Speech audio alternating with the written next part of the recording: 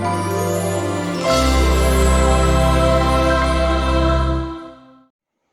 everyone. Now we are going to do the rest part of carbohydrates.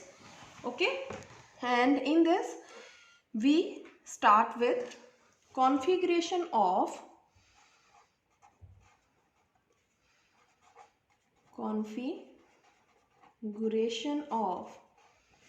ketosis. Okay, in first video we uploaded the configuration of aldoses, basic terminology regarding the carbohydrates, उसके uses और जो basic terms थी वो हमने first video में cover कर ली हैं। और जिन्होंने ये वीडियो नहीं देखी, फर्स्ट वीडियो पहले देखिए, फिर ही आपको सेकंड वीडियो समझ आएगी। और मेरे को कमेंट सेक्शन में ज़रूर बताइए कि जो मैंने आपको वो वाला मेथड बताया था कि आपने एल्डोजेस की कॉन्फ़िगरेशन अब आपको समझ आई या नहीं आई। और अगर आपको ये कंटेंट अच्छा लगा तो प्लीज़ सब्सक्राइब माय चैनल और मेरे को कमेंट करके बताते रहिए करिए, बिकॉज वहाँ से मेरे को मोटिवेशन मिलती है। तो करें स्टार्ट, चलिए जी। Now we will do the configuration of ketosis, right. Naturally occurring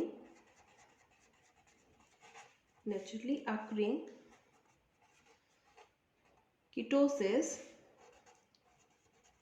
have ketone group at C2 position। हमने पढ़ा था कि जो कार्बोहाइड्रेट है, if aldehyde group is there then it is known as aldoses. अगर कीटो ग्रुप है तो वो उसको क्या बोलोगे, कीटोसिस, राइट। तो जो सिंपलेस्ट जो हमारे पास जो था एल्डोसिस वो था ग्लिसरल्डिहाइड, और हमने ग्लिसरॉल की ऑक्सीडेशन से उसको बनाया था। हम मानते हैं कि that is the parent of जो स्टार्टिंग कार्बोहाइड्रेट। और वो सिंपलेस्ट कीटोसिस हमारे पास क्या था dihydroxy acetone. Now I am going to write dihydroxy acetone. Okay, this is dihydroxy acetone.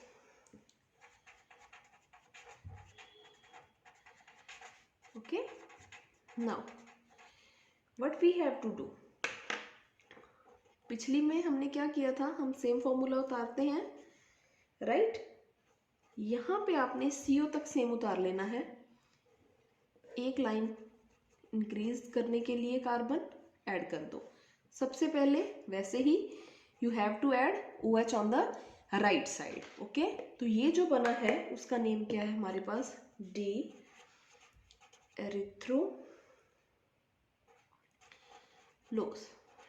एरिथ्रोलोज, right. Now from this we have to then again write the same। इसी का same formula मैं उतार रही हूँ, देखिए लिख लिया मैंने। दूसरी वाली साइड पे भी आप सेम वाला उतार लीजिए, नोट कर लो कॉपी पे। Okay, we are writing the same D erythrulose. Okay, now again you have to add one carbon. Again पहले OH राइट साइड पे, देन OH लेफ्ट साइड पे। ठीक है जी, इसका नेम आपके पास क्या बनेगा, डी रिबुलोज, और इसका नेम क्या है, D xylulose. Clear. Again from this we are having 2 and from this we are having 2। इसका फॉर्मूला सेम उतारना है, फिर CO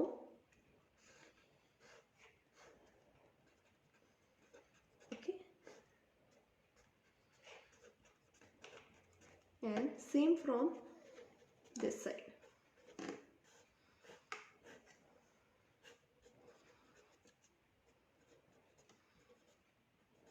okay, now I am going to write the same formula जो D ribulose था, पर मैंने क्या किया, I am adding 1 carbon here. और वैसे ही जैसे हमने पिछली वीडियो में भी आपको सिखाया है, पहले OH राइट साइड पे, देन OH आपने डालना है लेफ्ट साइड पे, right.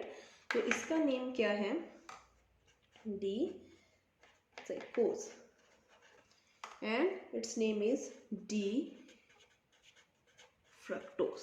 Very very important molecule. I am putting star on it because in the BSc book lot of fractions is there which is related to D-glucose, D-fructose. Okay, this is the formula of D-fructose. Now from D-xylulose again two more configurations are there. Okay, first of all, write the same formula of D-xylulose, add one additional line for new carbon atom, and in the first part, firstly add OH on the right side and H on the left side, then OH on the left side, H on the right side. Clear? Now name of this compound is D-sorbose and name of this is D-tagatose. This is the configuration of ketosis. I am again repeating, this is the simplest ketosis known, dihydroxyacetone. Okay, now we have to write the configuration of ketosis. Firstly write the formula same as the dihydroxyacetone and then additional line for the new carbon atom. Whenever कोई भी step है, you are writing the carbon, firstly add OH on the right side, then on the left side. अगर किसी को ऐसे ही याद हो रहे हैं तो अच्छी बात है, बट जिनको नहीं याद होता, डिफिकल्ट लगता है ये काम, then this method is appropriate. I think this is the easy method for by which you can learn the name as well as the structure of these compounds, right? So this is the D-erythrulose. Now this is giving us D-ribulose and D-xylulose, and then this is giving us this compound. तो आपने क्या करना है, you can write one trick, D-hydroxyacetone. Dihydroxyacetone से क्या मिला, erythrulose. वहाँ से क्या मिला, we are getting ribulose and xylose. Then again we are getting two psychose, fructose, sorbose, tagatose, right? Just learn this. Have a look upon it.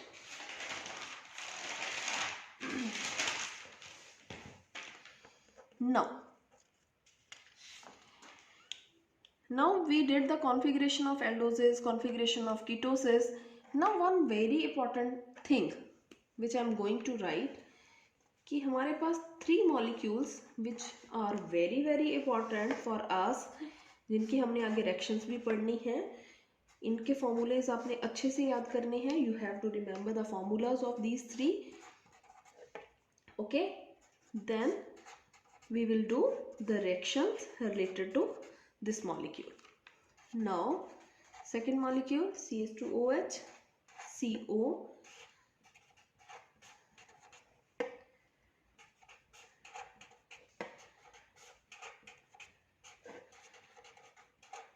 this, then again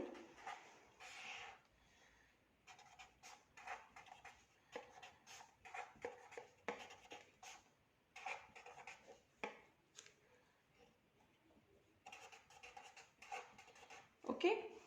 चलो identify करिए name, copy नहीं देखनी पीछे से, देखो क्या name है इसके, 1 2 3 4 5 6 हेक्सोज है. This is structure of D glucose. Now 1 2 3 4 5 6 again it is hexose, but this is structure of D fructose, and this is structure of 1 2 3 4 5 carbons are there, and monosaccharides can be classified according to the number of carbon atom, and this is pentoses, right? And name of this compound is D-ribose. Again I am repeating why I am putting D. This is the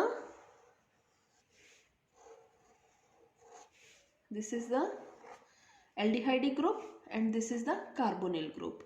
You have to select that carbon atom which is the farthest from the most oxidized one. Aldehyde और ketone से सबसे दूर वाला अपने stereogenic centre select करना है and then you have to see कि OH है whether it is on the right side और it is on the left side. If this OH respective to the aldehyde group is on the right side, then it is known as D. Again check from this carbonyl compound. This is the carbon atom which decide the configuration OH, right side D fructose. Now this is a carbon atom which decide the configuration OH on the right side, that's why D ribose. Now very important thing I want to tell you, this is aldohexose.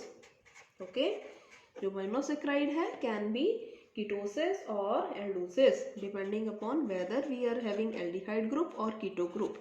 Ketosis, right?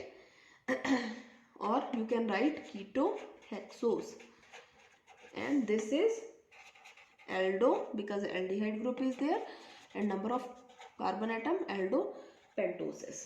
Okay, now this aldohexose, this is very very important.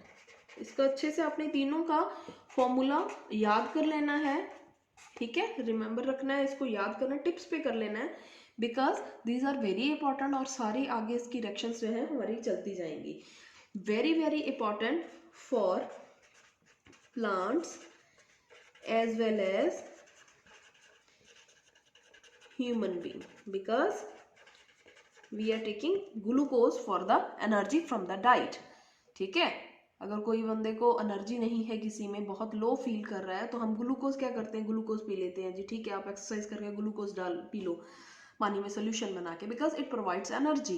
This is very very important for us. Now fructose, it is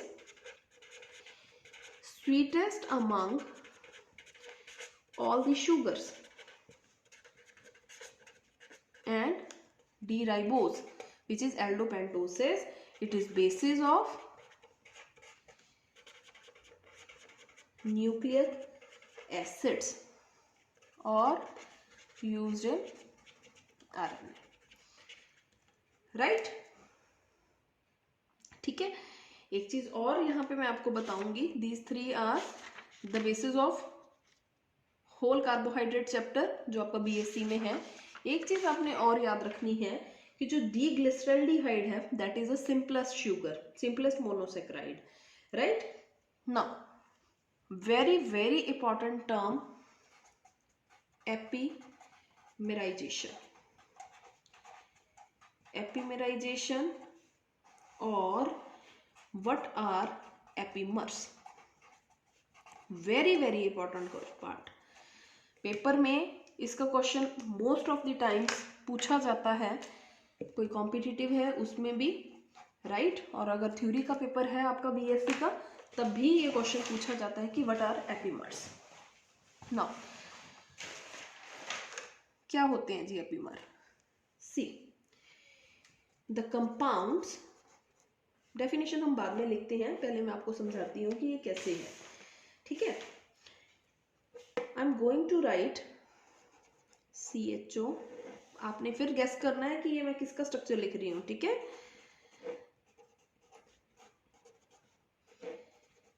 H OH CH2 OH 1 2 3 4 5 6. This is aldohexose. Structure किसका है जी? D glucose का. अभी मैंने आपको बताया कि इसको याद कर लेना है आपने अच्छे से. ठीक है जी, ये हमारे पास हो गया डी ग्लूकोज. वाई? बिकॉज यहाँ पे ये राइट साइड पे है. अगर मैं ये लिखूं molecule,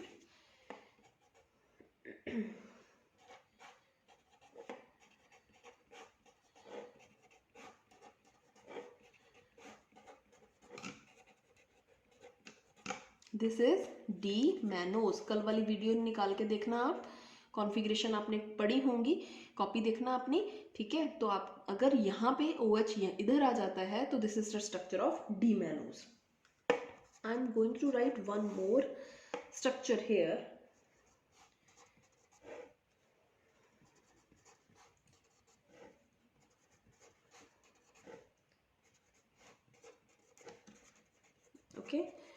this is D-galactose.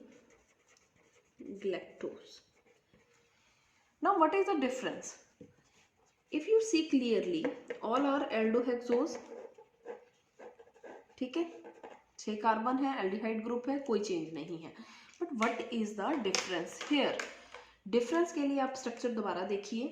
In this at the C2 carbon OH is here, right? OH is here. But now जो ये वाला स्ट्रक्चर आपका बना है, we are just reversing the OH group and H, दोनों को आपने रिवर्स कर दिया. And in this we got this structure D-galactose. कहाँ डिफरेंस है? ये वाला सेम है, ये वाला सेम है. यहाँ पे C4 को आपने चेंज किया. If you are changing the configuration of C2, OH को आप लेफ्ट वाले को राइट वाले को लेफ्ट में ले आते हो, then it is turning into D-mannose. And if you write the D-glucose structure and you just reverse the position of OH at C4, OH को H की जगह लिख दो, H को OH की जगह लिख दो, तो we are getting galactose. तो एक ही मॉलिक्यूल से आपने क्या किया, जस्ट आपने रिवर्स की है पोजीशन. अगर C2 पे चेंज करते हो तो you are getting D-mannose, and if you are changing the position of H and OH and C4 then we are getting D-galactose. तो यहाँ से डेफिनेशन क्या बनेगी जी, ये ध्यान से देखो आप. Compounds that differ in configuration at only one of the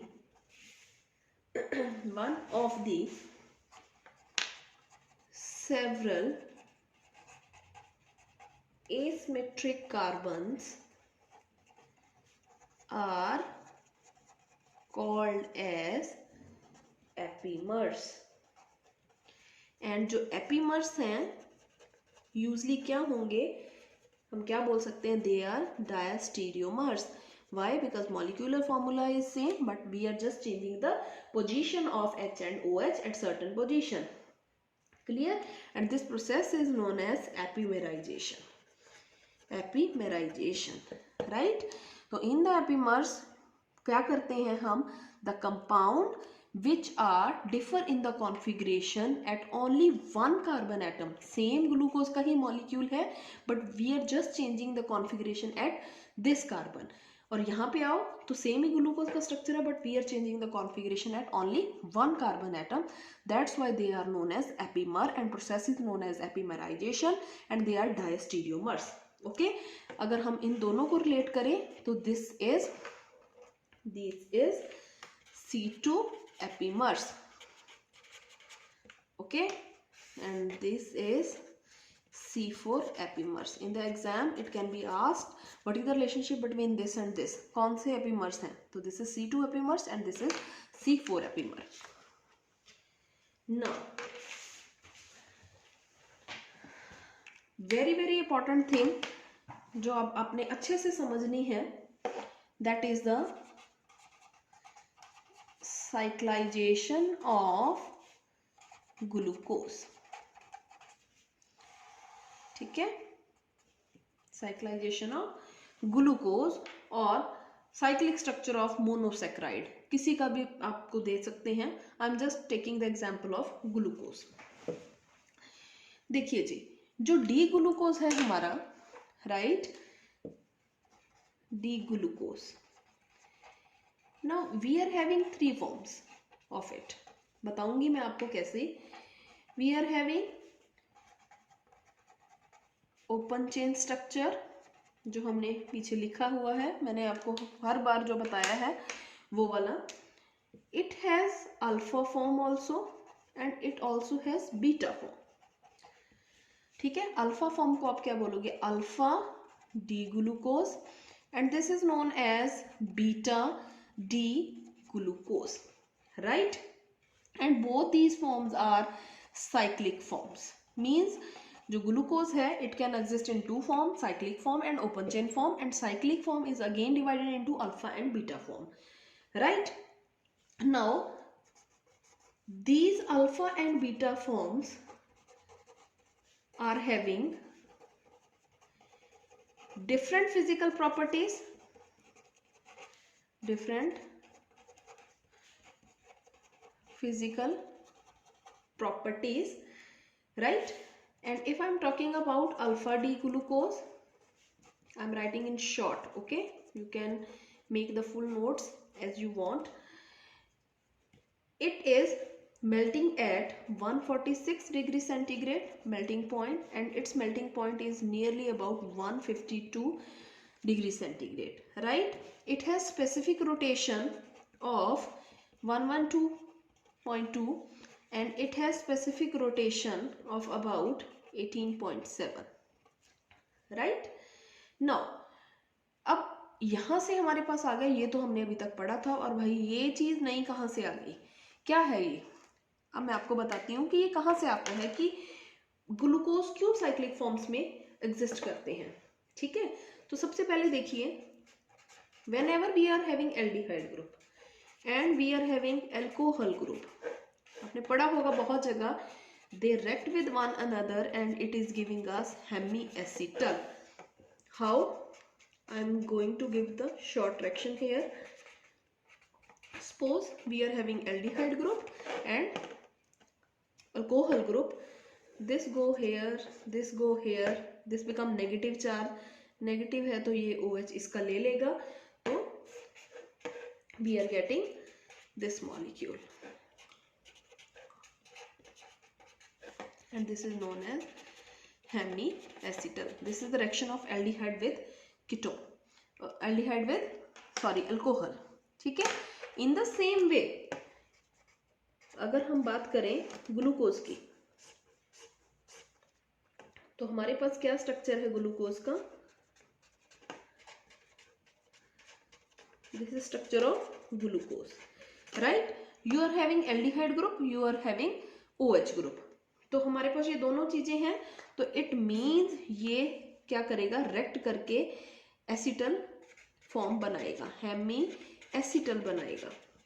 but इसका हेमी एसिटल क्या होगा, अगर ये यहां से रेक्ट करेगा तो ये बनेगा साइक्लिक फॉर्म, ठीक है? तो हम चेक करते हैं कि जी ये कैसे बनता है. क्लियर है यहाँ पे, ठीक है? Let's see. See here,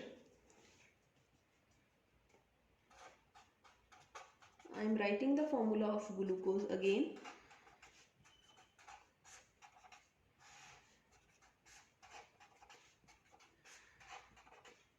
Right? This is number 1, 2, 3, 4, 5. 5 position पे जो OH है, OH on the 5th position, it attacks on electron deficient carbon atom. This is partial positive charge, ठीक है? ये बड़ा ध्यान रखना है आपने, हमेशा जो है electron rich species attack on electron deficient species, right? This is the basic फंडा ऑफ मैकेनिज्म. हमेशा जब भी आपने मैकेनिज्म करने हैं जिनको नहीं याद होती, ऑर्गेनिक केमिस्ट्री कैसे करनी है जी, क्या है, कुछ समझ नहीं आ रहा कि एरो पे कहाँ जा रहा है, तो सबसे पहले आपने यहाँ से ये चेक कर लेना है कि इलेक्ट्रॉन डेफिशिएंट स्पीसीज क्या है, पॉजिटिव वाला पार्ट क्या है, इलेक्ट्रॉन रिच स्पीसीज क्या है, और एरो हमेशा रिच टू लो वाली इलेक्ट्रॉन डेंसिटी पे आपने मार्क कर देना है. जब यहाँ पे मार्क करोगे तो फिर आपने उसको वैलेंसी आपने वैसे ही रखनी है, तो अगली पोजीशन पे आप इसको मूव करोगे, ठीक है? तो अगर मैं इसको आपको ऐसे लिख के दिखाऊं साइक्लिक फॉर्म में, देखो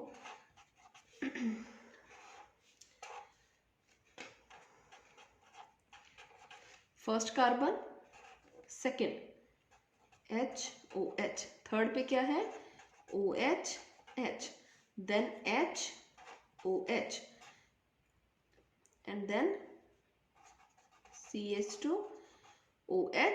and here H. Clear?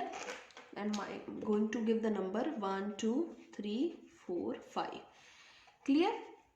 In this, the oxygen at 5th number hydroxyl group, it is going to attack on electron deficient carbon atom and this bond goes here. Clear? तो अब क्या बनेगा इससे हमारे पास, we are getting hemiacetal.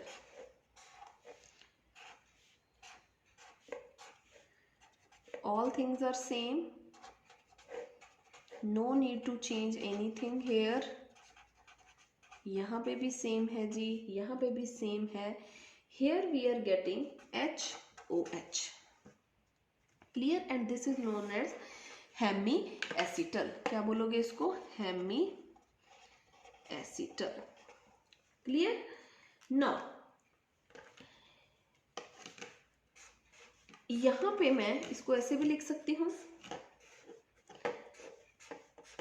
CH2OH HOH. If I am writing OH on this side, H on this side, ऐसा भी हो सकता है. They both are hemiacetals. Hemiacetal. Now what is the difference? Here you have to see two things. This CH2OH at 5th carbon, clear? 5th वाले CH2OH से this OH is cis, and here OH and this one are trans to each other. Clear? If OH and CH2OH are trans to each other, then this is alpha form. And if they are cis to each other, then it is beta form. Clear? If they are cis to each other, beta form, trans to each other, alpha form. Now we are taking one glucose molecule. यहाँ पे reaction हो रही है. That's why reaction is intramolecular reaction.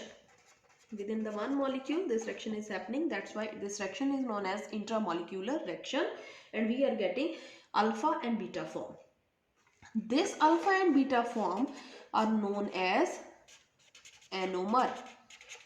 This is known as anomers. Anomer अब क्या होते हैं?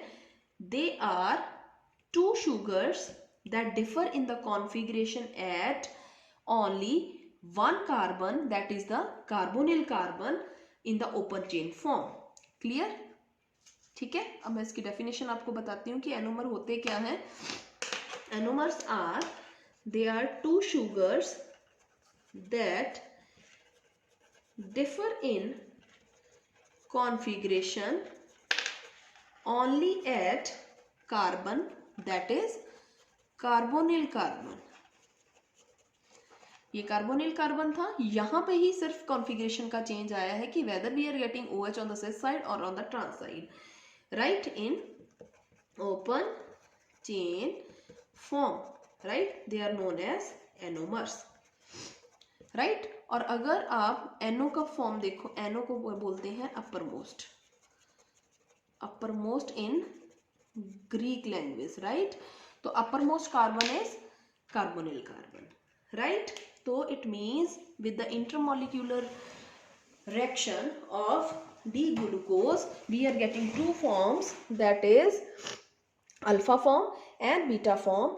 It is hemiacetal because we are having aldehyde group, we are having alcohol group, both they react with one another, and we are getting the cyclic form. This is a cyclization of glucose by which we are getting alpha and beta form that differ in configuration at only carbonyl carbon, that if we are getting OH on the cis of 5th CH2OH, then it is a beta form, and if they are trans to each other, then they are alpha form, right? That's why it is known as alpha D glucose, and this is known as beta D glucose. Clear? Hopefully you will get the each and everything which I taught in this lecture. And if you like my video, अगर आपको ये समझ आया तो please मेरे channel को subscribe करिए और मेरे को कमेंट करके बताइए कि आपको समझ आ रहा है अच्छे से या नहीं. अगर कोई प्रॉब्लम आती है तो मेरे को कमेंट सेक्शन में बताइए. और इसके लिए जो बुक्स थी, कई बच्चों ने मेरे से पूछा कि कार्बोहाइड्रेट्स कहाँ से पढ़ें. ये सबसे इंपॉर्टेंट चीज़ है कि if you are reading the carbohydrates from BSc chemistry second year या थर्ड ईयर की बुक है जो आप सीधा अगर पढ़ने जा रहे हो आप, ठीक है, तो वहाँ से आपको कुछ समझ नहीं आएगा फ्रैंकली. ठीक है, मैं आपको सही बोल रही हूँ, बिकॉज वहाँ पे सीधा सीधा काम दिया गया है, कुछ ऐसे मैकेनिज्म्स नहीं दिए गए, आपको क्लियर नहीं होगा. फ्रॉम माई ओपिनियन आप ब्रूस की बुक पढ़ सकते हो, you can read Lehninger book, and यहाँ से आप एक बुक और है, मेरे माइंड में नहीं आ रहा, मैं आपको कमेंट सेक्शन में बता दूंगी इसका, ठीक है। तो ये दो बुक्स बड़ी अच्छी बुक है, ब्रूस की बुक और लेनिन्जर की बुक, जहाँ से आपको each and everything related to the carbohydrates that will be clear in your mind. Clear? Bye bye.